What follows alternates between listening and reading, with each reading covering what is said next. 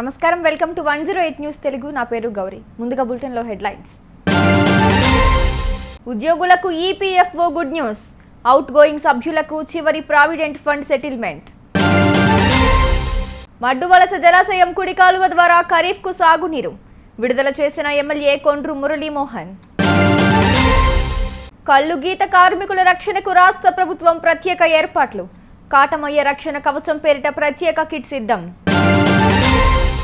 పైన పటారం లోన లోటారం పూర్తి కాని భవనానికి సీతక్క ప్రారంభోత్సవం విద్యార్థుల నిరసన సెగ ప్రతిపక్షాల కుట్ర సీఎం రేవంత్ రెడ్డి కీలక వ్యాఖ్యలు ఉద్యోగులకు good news employee provident fund organisation 2023-24 ఆర్థిక సంవత్సరానికి దాని అవుట్గోయింగ్ సభ్యులకు వడ్డీ చెల్లింపులను విడుదల చేయడం ప్రారంభించింది. ఈ కాలానికి వడ్డీ రేటు సంవత్సరానికి 8.25%గా నిర్ణయించింది. ఇప్పటి వరకు ఈపీఎఫ్ఓ 23.04 లక్షల క్లెయిమ్లను పరిష్కరించింది. సభ్యులకు 9,260 కోట్ల రూపాయలను చెల్లించింది. ఇందులో తాజా వడ్డీ రేటు సంవత్సరానికి 8.25%గా ఉంది. ఈ సమాచారాన్ని పెన్షన్ ఫండ్ బాడీ తన సోషల్ మీడియా హ్యాండిల్ అయిన ఎక్స్లో షేర్ చేసింది. ఈపీఎఫ్ఓ ఫిబ్రవరి 2024 10న 2023-24కి వడ్డీ రేటును 8.25%గా నిర్ణయించింది. అంతకు ముందు సంవత్సరం వడ్డీ రేటు 8.15% కాగా 2021-22కి ఈ రేటు 8.10%గా ఉంది. ఈ వడ్డీ రేటును EPFO central board of trustees నిర్ణయిస్తుంది. ప్రస్తుత అవుట్గోయింగ్ సభ్యులకు వారి చివరి ప్రావిడెంట్ ఫండ్ సెటిల్మెంట్లలో భాగంగా 23,04,516 క్లెయిమ్లకు గాను మొత్తం 9,20,40,40,35,488 మేర సవరించిన రేట్ల కింద వడ్డీని చెల్లిస్తోంది. ఉమ్మడి శ్రీకాకుళం జిల్లా వంగర మండలం మడ్డువలస జలాశయం వద్ద ప్రధాన కుడి కాలువ ద్వారా ఖరీఫ్కు సాగునీరు రాజాం ఎమ్మెల్యే కొండ్రు మురళీమోహన్ విడుదల చేశారు. స్టేజ్ 1 ద్వారా 100 క్యూసెక్కుల నీటిని విడుదల చేశారు. దీంతో 6 మండలాల పరిధి సుమారు 35,000 ఎకరాలకు ఖరీఫ్ సాగునీరు అందుతుందని ఎమ్మెల్యే కొండ్రు తెలిపారు. కల్లు గీత కార్మికుల రక్షణకు రాష్ట్ర ప్రభుత్వం ప్రత్యేక ఏర్పాట్లు చేసింది. ఇక నుంచి ఎవరు చెట్టుపై నుంచి కింద పడి ప్రాణాలు కోల్పోకుండా ఉండేందుకు ప్రత్యేక కిట్లను తయారు చేసింది. కాటమయ్య రక్షణ కవచం పేరిట 6 పరికరాలున్న కిట్ను సిద్ధం చేసింది. రంగారెడ్డి జిల్లా అబ్దుల్లాపూర్మెట్ మండలం లష్కర్గూడ తాటివనంలో గౌడ సోదరులకు ముఖ్యమంత్రి రేవంత్ రెడ్డి కిట్లను స్వయంగా అందిస్తున్నారు. ఈ కార్యక్రమంలో రేవంత్ రెడ్డి కల్లుగీత కార్మికుల కష్టాల గురించి చర్చించారు.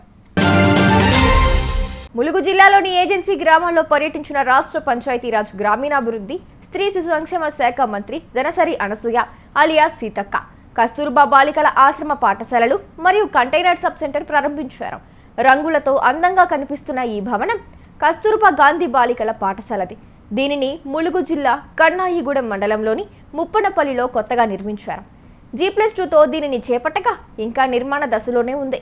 అధికారులు మాత్రం పాఠశాల ముందు భాగాన్ని ముస్తాబు చేసి శనివారం మంత్రి సీతక్కతో ప్రారంభించేందుకు ఏర్పాట్లు పూర్తి చేశారు.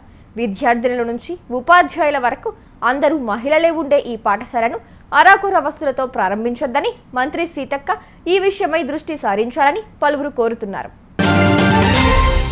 తెలంగాణలో గత నెల రోజులుగా గ్రూప్ 1, గ్రూప్ 2తో పాటు డిఎస్సిని వాయిదా వేయాలని నిరుద్యోగులు డిమాండ్ చేస్తున్న విషయం తెలిసిందే. అయితే పరీక్షల వాయిదాపై ముఖ్యమంత్రి రేవంత్ రెడ్డి కీలక వ్యాఖ్యలు చేశారు. శనివారం జేఎన్టీయూలో క్వాలిటీ విద్యపై జరిగిన సదస్సుకు సీఎం ముఖ్య అతిథిగా హాజరై పాల్గొన్నారు.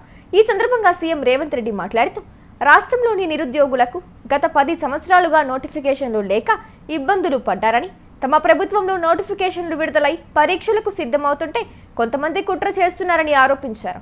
అయితే త్వరలో అసెంబ్లీ సమావేశాలు ఉన్నందున అసెంబ్లీలో జాబ్ క్యాలెండర్ను ప్రకటిస్తామన్నారు సీఎం రేవంత్.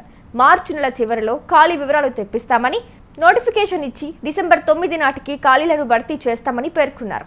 2 ఏళ్ల నుంచి వాళ్ళు డిఎస్సి కోసం ప్రిపేర్ అవుతున్నారు.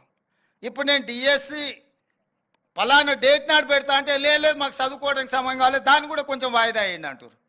అరే రామా, 10 ఏళ్ళు నోటిఫికేషన్ రాలేదన్నారు. 2 ఏళ్ల కింద డిఎస్సి నోటిఫికేషన్ వచ్చింది. 2 ఏళ్ల నుంచి వాయిదాలు పడుతూనే వచ్చింది. ఈ 2 ఏళ్లలో పిల్లలు చదువుకోలేదా? మళ్ళీ ఇప్పుడు వాయిదా వేస్తే అదనంగా చదువుకునేది మేమే సిలబస్ మార్చలేదే, పరీక్ష విధానాన్ని మార్చలేదే మీరు నేర్చుకోవడానికి. అంటే కేవలం కొన్ని రాజకీయ శక్తులు, కొన్ని కోచింగ్ సెంటర్ల యజమానులు ఆన్ టైంలో పరీక్షలు అయిపోతే నష్టం జరిగేది రాజకీయ నిరుద్యోగులకు, ఎస్టాబ్లిష్ చేసుకున్న కోచింగ్ సెంటర్లకు. ఎందుకంటే ఏ పరీక్షలు ఆ పరీక్షలు అయిపోతే పిల్లలు ఈ ఉద్యోగం రాకపోతే వాడు ఇంకో దానికి వెళ్ళిపోతాడు ఆటోమేటిక్గా. ఊర్లో పోయి వ్యవసాయం చేసుకుంటాడు, ఇతర ఉద్యోగాలకు పోవాలనుకున్న వాళ్ళు ఇతర ఉద్యోగాలకు పోతారు. డిఎస్సి రాస్తే ఒకవేళ గవర్నమెంట్ టీచర్ ఉద్యోగం రాకపోతే ప్రైవేట్ స్కూల్లోనైనా జాయిన్ అవుతాడు. ఇతర బాధ్యతలు, ఇతర ఉద్యోగ ఉపాధి అవకాశాలు చూసుకుంటే నష్టపోయేది ఎవరయ్యా అంటే ఈ లక్షలాది మంది నిరుద్యోగుల ప్రాతిపదికన కోచింగ్ సెంటర్లు పెట్టుకున్న వాళ్ళకి నష్టం. కోచింగ్ సెంటర్ యజమాని ఆమరణ నిరాహార దీక్ష చేస్తా అంటారు పరీక్షలు వాయిదా వేయమని. నేను అడిగిన ఆయన హాల్ టికెట్ ఏముందో తీయరా, దేనికి రాసిండో పాపం మాట్లాడదామని. లేదు సార్, ఆయన కోచింగ్ సెంటర్ ఉంది, ఆయనకు 2 నెలలు పోస్ట్ పోన్ చేస్తే డిఎస్సి 100 కోట్లు లాభం వస్తుందంట, 2 నెలలు ఆయనకు 100 కోట్ల ఆదాయాన్ని మీరు దెబ్బతీసారట అని ఒక్క ఆయన గురించే చెప్పారు. ఇంకొక ఆయన దీక్ష కూర్చున్నాడు. ఏందే ఆయన మన పార్టీలో ఉండే మనటి వరకు ఆయనేం పరీక్షలు రాస్తున్నాయనంటే, నువ్వు పార్టీలో ఏం ఉద్యోగం ఇవ్వలేదంటే సార్, ఇప్పుడు నిన్ను గిల్లడమే ఆయన పైన అంటే అందుకే ఆయన దీక్ష కూర్చున్నాడు సార్ అన్నాడు. ఇంకో పిల్లగాడు కూర్చున్నాడు, గాంధీ హాస్పిటల్లో చేరాడు. అరే పాపం నాకు తెలిసినోడు ఆ పిల్లగానికి ఏమన్నా కానీ ఏం పరీక్ష రాస్తుండే, అవసరం అయితే స్పెషల్ కోచింగ్ అని ఇప్పిద్దామంటే ఆయన ఏం పరీక్ష రాస్తున్నాడు సార్, ఆయనకు లీడర్ చెప్పినట్టు నువ్వు చేస్తే బాగా పేరు వస్తుంది, నీకు నేను చూసుకుంటా పో అని. నిన్న మన 3 దీక్ష చేస్తే 3 గురించి వివరాలు తెప్పించినాను. ఆ 3లో ఏ ఒక్కడు కూడా ఏ పరీక్ష రాస్తలేడు.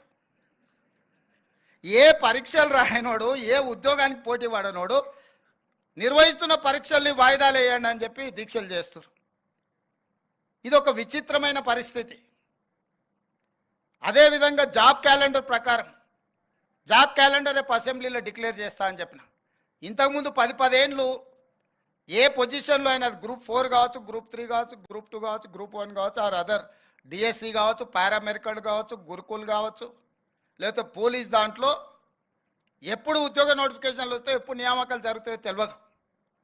ఎవ్రీ ఇయర్ మార్చి 31 లోపల అన్ని శాఖలలో ఉండే ఖాళీలను తెప్పించి జూన్ 2 లోపల నోటిఫికేషన్లు ఇచ్చి డిసెంబర్ 9 లోపల సంవత్సరం ఉండే ఖాళీలను అన్ని భర్తీ చేయడానికి జాబ్ క్యాలెండర్ని తీసుకొస్తున్నాం, దాని చట్టబద్ధత చేస్తున్నాం. చూసారుగా, ఇవి ఇవాల్టి బులెటిన్ అప్డేట్స్. మరో బులెటిన్తో మళ్ళీ మీ ముందుకు వస్తాను. అంతవరకు కీప్ వాచింగ్ 108 న్యూస్ తెలుగు.